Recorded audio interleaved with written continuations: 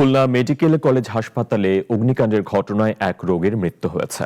সকালে হাসপাতালটির জরুরি অপারেশন থিয়েটারে এই দুর্ঘটনা ঘটে। এতে ৩ জন নার্স সহ আহত হন অন্তত ৫ জন। ফায়ার সার্ভিসের ১০টি ইউনিট প্রায় ১ ঘন্টার চেষ্টায় আগুন নিয়ন্ত্রণে আনে। খুলনা থেকে হাসানুর রহমান তানজিরের রিপোর্ট, জানাচ্ছেন মোস্তফা কামাল তোহা। বুধবার সকালে খুলনা মেডিকেল কলেজ হাসপাতালের ৩য় তলার জরুরি ওটির স্টোররুম থেকে আগুনের সূত্রপাত হয়। মুহূর্তেই তা ছড়িয়ে পড়ে পুরো অপারেশন থিয়েটারে। এ সময় পোস্ট অপারেটিভ রুমে থাকা ৭ রোগীকে নিরাপদে বের করা হলেও ভেতরে আটকে পড়া ৩ নার্সকে উদ্ধার করা হয় জানালা কেটে মই দিয়ে। উদ্ধার করার সময় মই থেকে পড়ে আহত হন এক নার্স। ওটির স্টোররুমে থাকা অক্সিজেন সিলিন্ডার ও এসি বিস্ফোরণে ব্যাপক ক্ষয়ক্ষতি হয়েছে।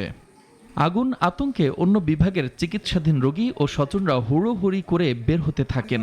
এ সময় নামতে গিয়ে মাস্ক খুলে যাওয়ায় অক্সিজেনের অভাবে মারা যান খুলনার কয়রা এলাকার নাসরিন নাহার নামের এক রোগী।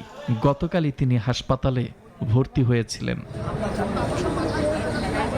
প্রায় ১ ঘন্টার চেষ্টায় আগুন নিয়ন্ত্রণে এলেও আগুন লাগার কারণ তাৎক্ষণিকভাবে জানাতে পারেনি ফায়ার সার্ভিস।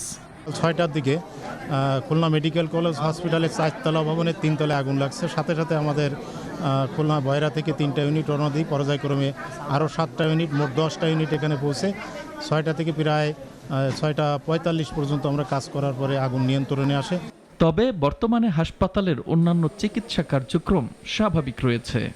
পাশে একটা রুম আছে, সেই 2টা রুমই ক্ষতিগ্রস্ত হয়েছে। পাশাপাশি স্পিড হয়ে আরো অন্যান্য জায়গা তো গেছে। তো ওটির অংশটা তো খুব সেন্সিটিভ, এখানে টেকনিক্যাল বিষয় আছে।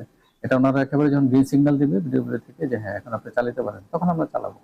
এদিকে দুপুরে ঝটিকা সফরে এসে ঘটনাস্থল পরিদর্শন করেন স্বাস্থ্যমন্ত্রী। আমরা একটা কমিটি ওনারা করেছেন, এই কমিটিটা পুরোপুরি সঠিকভাবে হয়নি।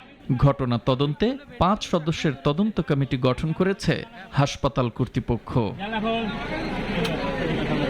মোস্তফা কামাল তোহা, নাগরিক।